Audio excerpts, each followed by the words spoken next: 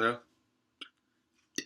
So, y'all know me, Brian McIntosh, and today we're going to talk about absolute zero. Well, it's my theory, which goes along with my hard light theory, that absolute zero is not actually obtainable unless we take out the fact that, unless we say that space does not have dark matter. Because if it did, then that means it's moving. So, yeah, sorry about the popping, that's from my medical disorder. But if it were moving, then it can't be at absolute zero. It doesn't get grandfathered in. It doesn't get anything like that.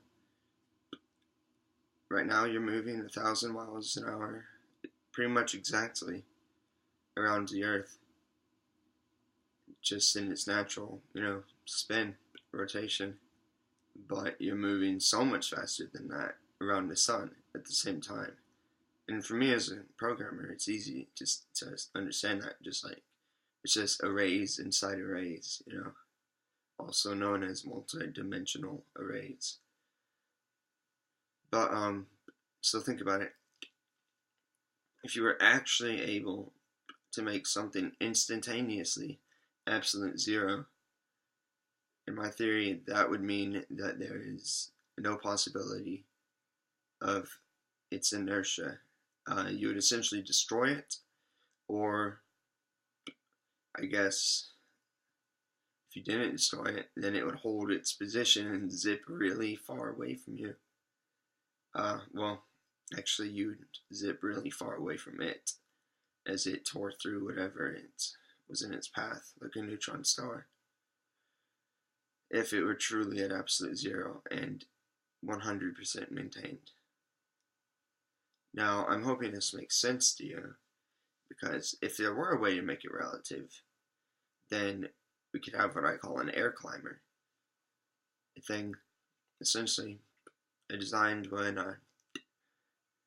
back to, say, like a summer ago.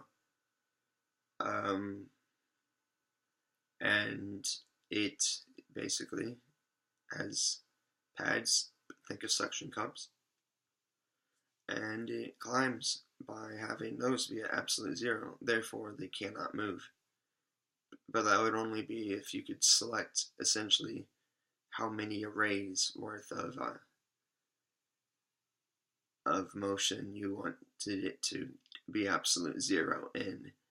And that's only in the situation that absolute zero is actually relative, because it means absolutely no motion of the particles. Well, if those particles are actually still moving through space, they still have momentum and inertia and kinetic energy.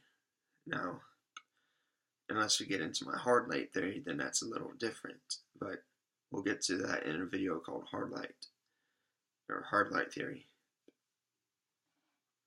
So just keep in mind, temperature is relative. Think about it. Think about how you've thought about temperature your whole life. If you go outside from a hot house in the winter, at first it feels so nice, but then you get cold.